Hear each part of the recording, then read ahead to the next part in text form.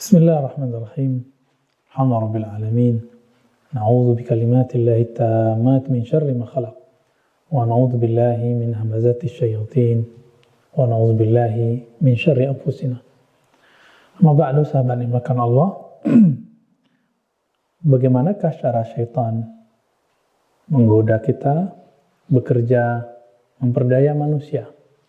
Di dalam Al-Quran banyak sekali pencirian-pencirian dari cara kerja syaitan. Pertama, kita runut dulu kepada kakek moyang kita, nenek moyang kita, Sayyidina Adam, Sayyidatuna Hawa. Ketika iblis, yaitu Azazil, datang kepada Sayyidina Adam dan Sayyidatuna Hawa, iblis itu bersumpah. Wa qasamahuma. Jadi iblis ini bersumpah. Apa sumpahnya? Sesungguhnya aku terhadap kalian berdua laminan nasihin. Orang-orang yang tulus memberi nasihat. Nasihin adalah orang-orang yang tulus. Maka nasihin pasti berkata halus.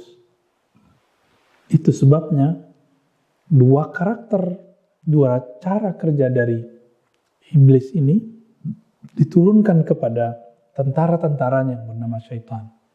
Suka bersumpah meyakinkan kita, dan yang kedua menyebutkan bahwa dirinya tulus, sebagaimana iblis dulu tulus menasihati Nabi Adam dan Hawa. Tetapi nasihatnya adalah ghurur, nasihatnya adalah tipu daya. Dulu iblis mengatakan, jika engkau memakan buah ini atau mendekati pohon ini, maka dikhawatirkan engkau akan menjadi malaikat atau akan berubah menjadi sesuatu. Inilah tipu daya, dan ini kalam-kalam yang seakan-akan memberikan perhatian kepada Sayyidina Adam.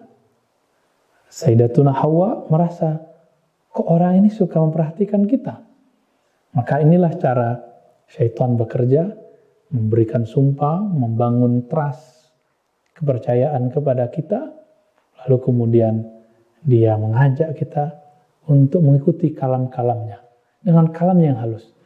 Maka tidak ada namanya iblis, syaitan yang bersifat jin berkata kasar. Iblis, syaitan itu berkata halus.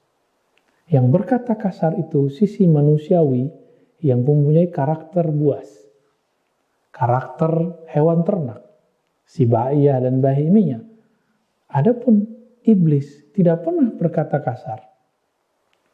Inilah yang dilupakan banyak orang. Kebanyakan orang beranggapan iblis itu berkata kotor. Tidak. Iblis itu berkata yang bagus-bagus. Ya'idukumul faqrah. Begitu dalam surah Al-Baqarah. Iblis itu menceritakan kepada kamu, jika kamu melakukan ini, maka kamu nanti akan miskin. Anakmu nanti makan apa? Seakan-akan ini adalah logika-logika yang baik yang ditumbuhkan dalam diri seseorang yang ingin membantu, yang ingin berderma, yang ingin berbuat untuk kepentingan umat atau orang lain. Ya'idukum. Maka salah satu karakter iblis yang lain, kalau boleh kita sebut ini karakter ketiga. Pertama bersumpah, kedua berkata yang baik-baik seperti penasehat yang ulung, yang ketiga menjanjikan, menakut-nakuti dengan logika-logika yang sangat masuk ke dalam rasio kita. Dan yang terakhir, iblis itu atau syaitan itu, dia mencoba mengadu kita, yuqi'ah, ya, memunculkan perasaan kita mau melawan orang lain, ya, bainakum, membuat kita bisa berkonflik kepada orang. Jadi cara kerja iblis adalah jika dia masuk kepada suatu pergerakan, maka pergerakan ini akan dibuat berpecah oleh iblis. Maka tiada satu pergerakan thariqah, pergerakan jamaah, suatu manhaj, apalagi pergerakan politik, meskipun membawa nama agama, apalagi tidak membawa agama, pasti di situ ada perpecahan. Kenapa? Karena iblis ada di sana. Iblis dengan tentaranya syaitan Allah izinkan. Inilah cara masuknya ke manusia. Jika tadi adalah cara karakter-karakter yang ada pada iblis, bahasa-bahasa iblis. Sekarang dari mana dia masuk? Dia masuk melewat darah kita, lewat makan kita.